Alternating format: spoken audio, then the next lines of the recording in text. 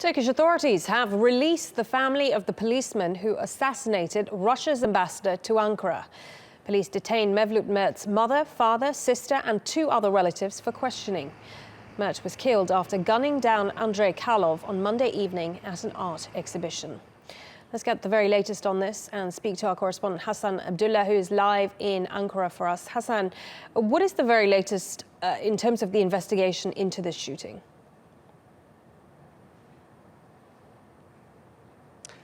Well, Malin, the parents and sister of Mevlut Mert Altuntaş have been released. Some others have also been released. And one of the uncles is being questioned at the moment. He has been a teacher at one of the schools linked to Fethullah Gulen.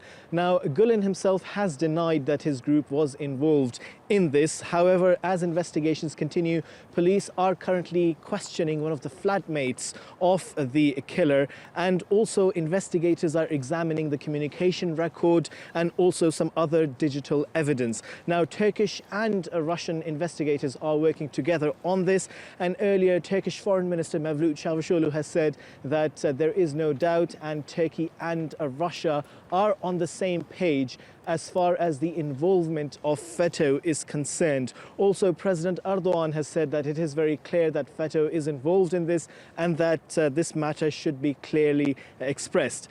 Now, the Turkish intelligence service, MIT, has been investigating this case, and it turns out that the MIT had actually been probing Altuntaş before as well. He was under probe. A number of people he had been in touch with had been suspended, and many of them have been arrested. Now, the Interior Ministry says that it is faced with a challenge where it has to strike a balance between going after those who are involved with a FETÖ terrorist organization and, of course, the human rights. So they're saying that sometimes evidence emerges, sometimes there are people who are suspected of involvement and they're probed, but unless the government has substantial evidence, those people may not necessarily be detained for longer than what is legally required. So in the case of Altuntaş, they're saying that he was being investigated. However, the government was collecting all the evidence before acting out against him. So as we speak, Russians and the Turks are working here in Ankara on this case. Hasan, as you say, the Russians have said that they're going to be working with Turkey to get to the bottom of this shooting.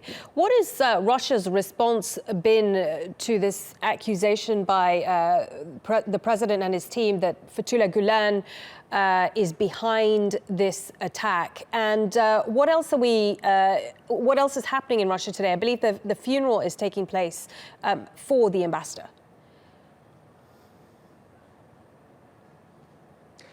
That's right. The funeral is taking place at the moment, and the message from Turkey is very clear that FETÖ will try and engage in false flag operations in a bid to try and impact relations between Turkey and other countries, particularly in this context, Russia. The message of condolence is very strong from Turkey. Earlier, Turkish officials have said that it's not just the Russians, but also the Turks who share their grief. But at the same time, Turkish investigators here in Ankara have been sharing evidence of FETÖ involvement in, and some of the planning stage involvement and evidence that has emerged has been shared with the Russians. And we understand that the Russian investigators here are convinced. Now, of course, from Kremlin, the response has been that they are looking at all the options and they are at this point in time refraining from commenting on this.